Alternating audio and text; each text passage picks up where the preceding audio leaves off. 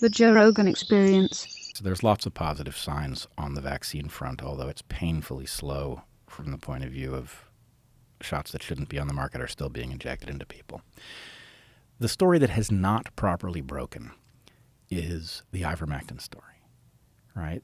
More generally, the repurposed drug story. But this is one you and I lived very personally. You know, you were, I don't know what they did to you. They colored you green.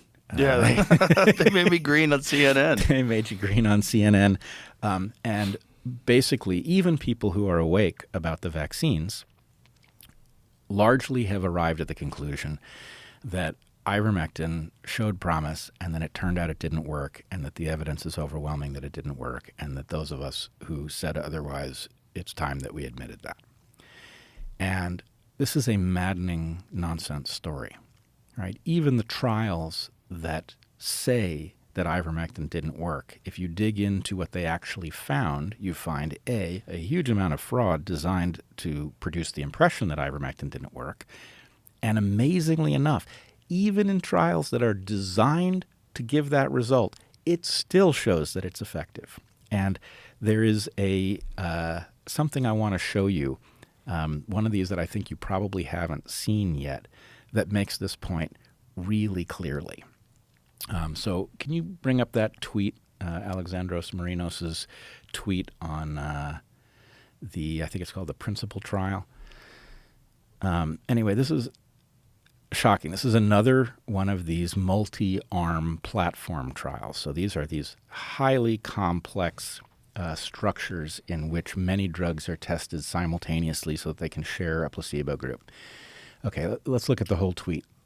It says, I think that's supposed to be no. Did you know that the principal trial out of the UK found that ivermectin was superior to the usual care in practically every subgroup it tested, but it sat on the results for 600 days when it finally published? Buried these results on page 364 of the appendix. Now look at this chart.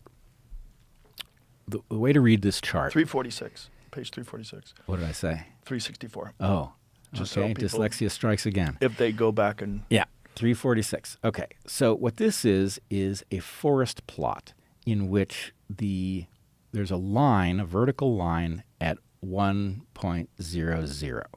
That's the line that delineates effective with ivermectin on the right and with the usual care on the left. In every single tested category, ivermectin is better than no ivermectin. Right? The lines, so even the one case, the people greater than 65 years where it's touching that line, it's still to the right of that line. So in every single case, ivermectin is superior to not giving ivermectin, even though these people were given ivermectin late. They were given ivermectin in a sneaky way where the regular dose is supposed to be something like 3 milligrams per kilogram of body weight. But there's a sneaky thing that they slide into the methods where if your weight is above a certain number, they cap the dose, so you're underdosed, so you don't spot it unless you go looking for it.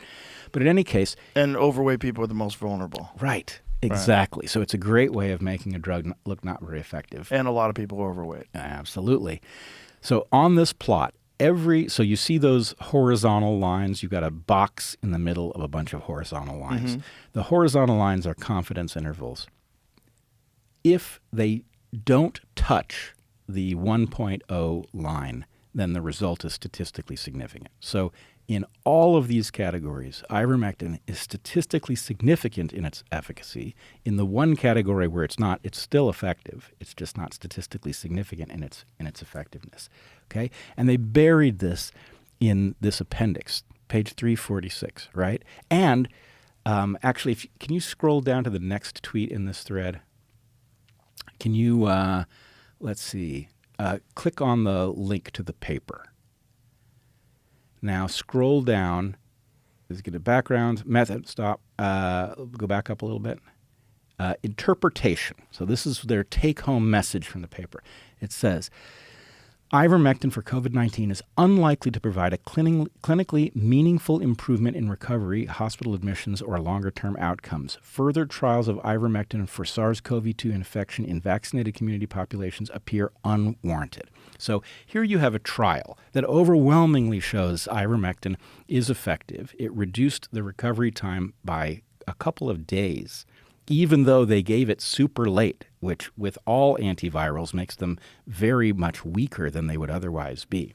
And here they are reporting that the answer is it's unlikely to create meaningful outcomes and there's no further work needed. Okay, this is absurd.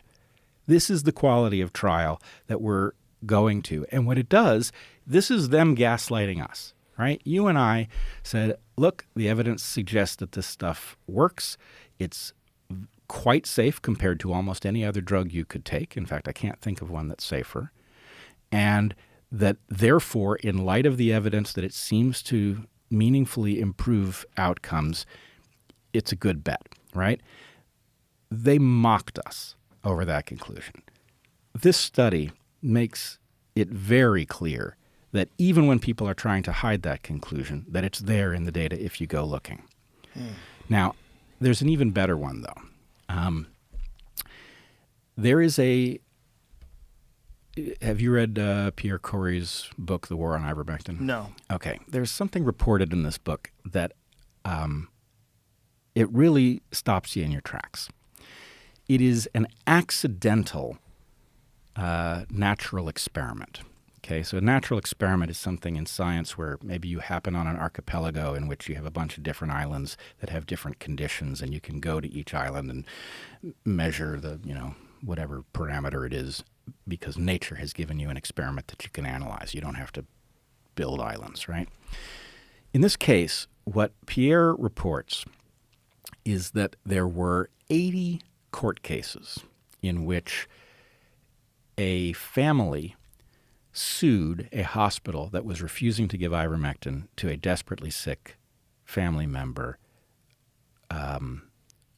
and they wanted the courts to intervene and force the hospitals to administer ivermectin. 80 cases. In 40 of those cases, the courts granted the family's request and ivermectin was administered. In 40 cases, they refused to intervene and no ivermectin was given. In 38 of the cases where ivermectin was given, the patient survived. In 2, the patient died anyway. In 38 of the cases where no ivermectin was given, the patient died, and in 2, the patient survived. Wow. Okay?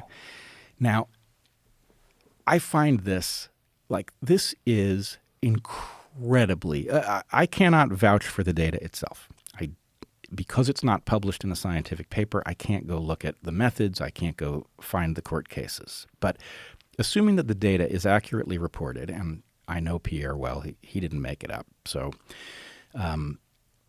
assuming that the data is accurate, the level of statistical significance on that accidental study is absolutely astronomical, right? I had Heather run a chi-squared calculation, and the p-value, I checked it also with 2 different AIs. The p-value comes out to be 5.03 times 10 to the negative 15, right?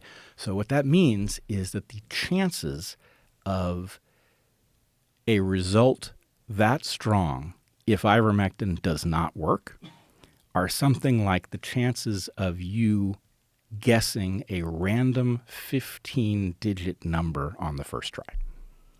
Wow. I mean, it's through the roof, right? This is a level of statistical significance we essentially never see. And CNN turned it into a veterinary medicine.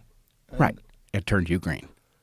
Hilarious. Right. So my point here is a couple-fold. One, the ivermectin story and the repurposed drug story more generally is a very important puzzle piece, because if repurposed drugs had been allowed to be used, if doctors had been allowed to go through the normal process of medicine that doctors go through, where they look at a patient who's ill, they see what their symptoms are, They try to figure out what might work for them.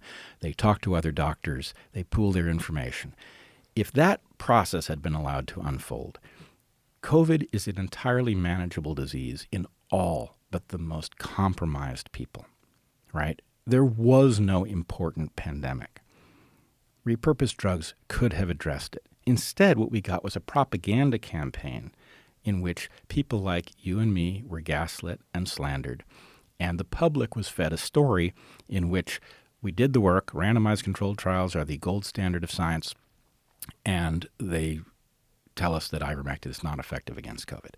This is total nonsense, right? So part of the crime was in denying us the stuff that did work, which then forced people into the stuff that didn't work that also happened to compromise their health, right? The vaccines. So that's the sum total of the story. Well, the story is really profit, because you got to get to the motivation of why would one do something like this. I am still not sure I know. The crime is so ghastly. Maybe I'm just naive. Let's hold this thought because I have to pee real bad. But Yep. I want to get to it from here, and I don't want to be compromised. Yep. All right, we're All we're right. back. All right. So, ivermectin.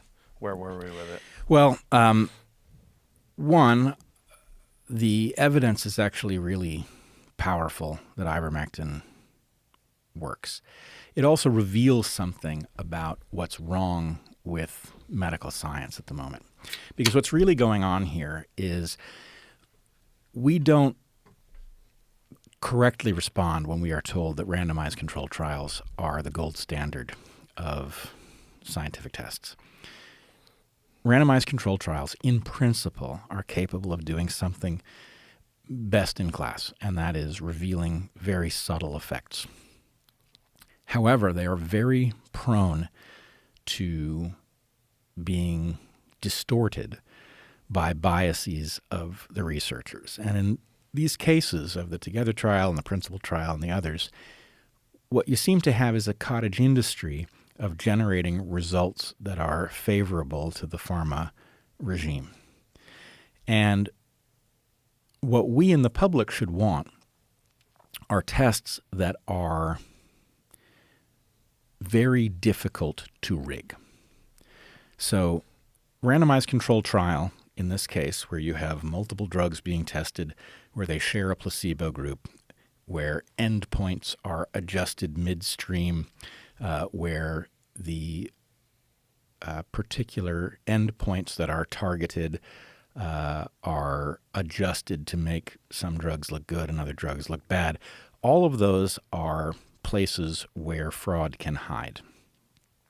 It is way more important to have good experiments than to have highly sensitive experiments that are very prone to fraud, because there's so much incentive for fraud in our current system.